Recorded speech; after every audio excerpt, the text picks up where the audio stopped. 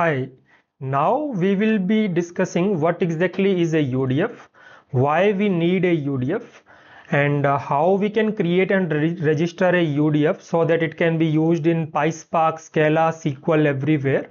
And we will also understand why we shall create UDF in Scala and not in Python as per best practices. So let's get started. So before we start with the demo part, first let's understand what exactly is a UDF. So UDF, it means user defined function. In Spark there are lot of inbuilt function. Here is the complete list. It is a very big list. Spark, it has so many functions which can do whatever we want. But sometimes the requirement comes when we don't have a function for what we want to do. And whenever there is such a case, then we define our own function so that we can transform the data in our own way. And I would say in 99% of scenarios, we don't need a UDF. So we shall not write a UDF unless we need it. If our work can be done using the ready to use available functions, then we shall use these functions only because these are very much optimized. But if there is some custom requirement, then we can define and use a UDF. So here we will take one example to understand it more. Let's say here I have defined some sample data set, created a data frame. It has only one column so that I can explain it in a easy way. And currently what we want to extract is, let's say, whatever is the first number coming from the left side, that number we want to extract. In this case, let's say this 5, 6, 7, 8, 9.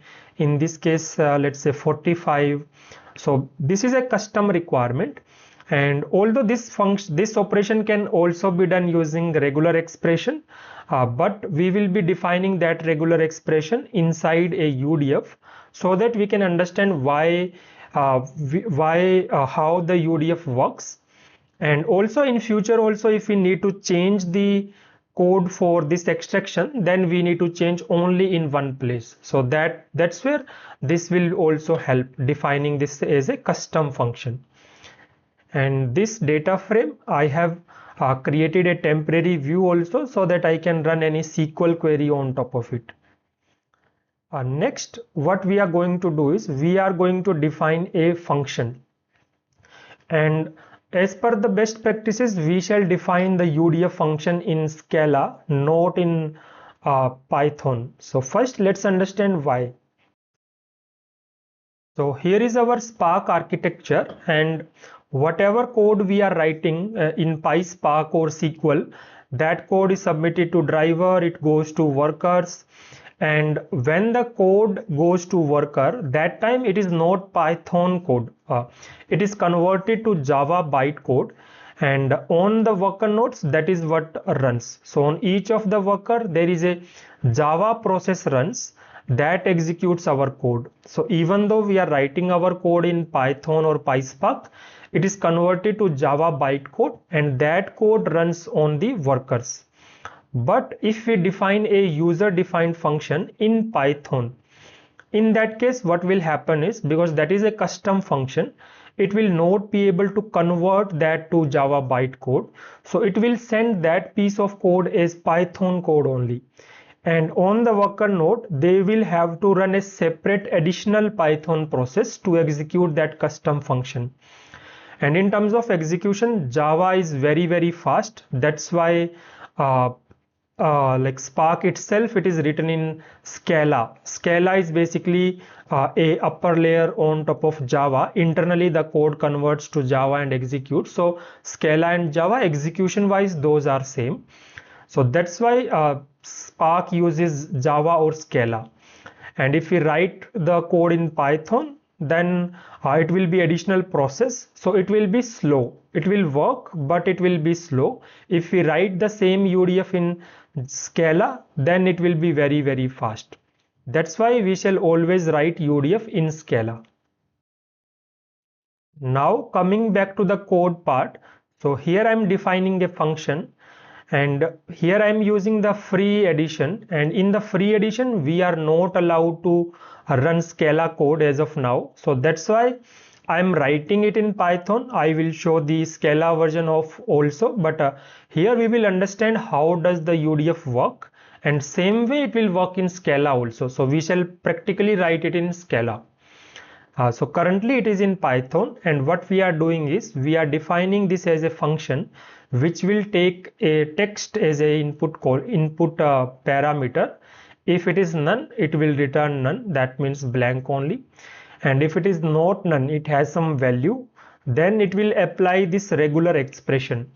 And here is the regular expression we are applying, which will find the first sequence of digits, and those digits it will store it as the matches here, and from that matches we will pick up the first match if it is there, and that match we will return. Otherwise we will return none again if there is no digit in there.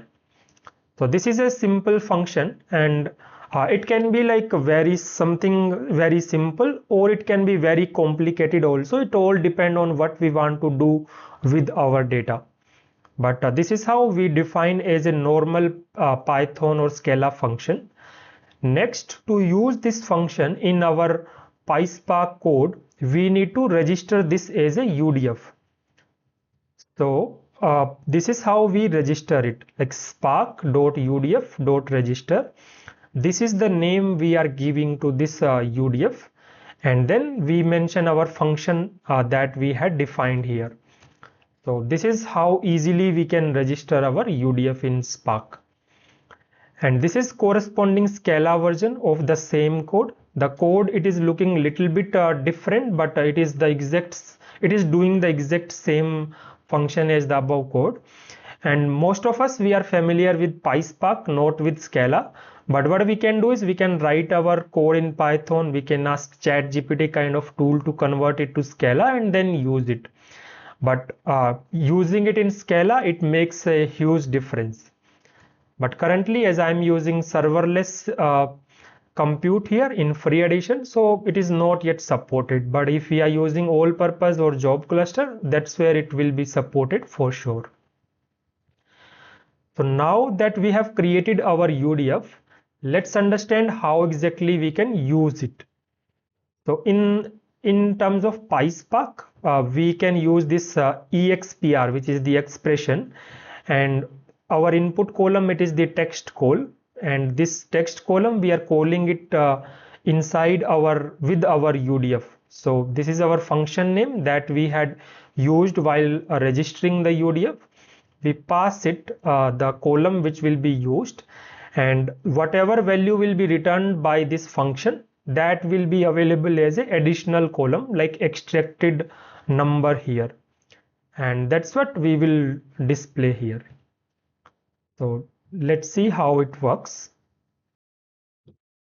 So in the output, we can see that it has extracted the number from our text, whatever was the first number. In this case, only one number was there.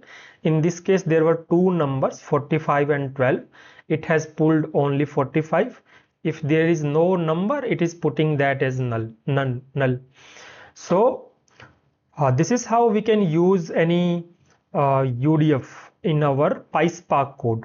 And because we have registered it, we can use it in SQL as well. So this is the temporary view that I had registered. It can be a table also. And in SQL also, if we simply use that function as any other Spark function, we pass the same way as the column name here, and we get the output as the extracted number, we will be able to use it. It is showing these reds because the temporary views are not like directly, it is not able to identify. It only identifies that as a table, but when it runs, it picks that up. So it is also doing the same thing, and that's how we are able to use this in SQL as well. So this is how easy it is to define any custom function, register it, and then use it across. So I hope you got pretty good idea now, but always remember, whenever it comes to UDF, always write in Scala. So that's what I wanted to explain here. Thank you. Bye bye.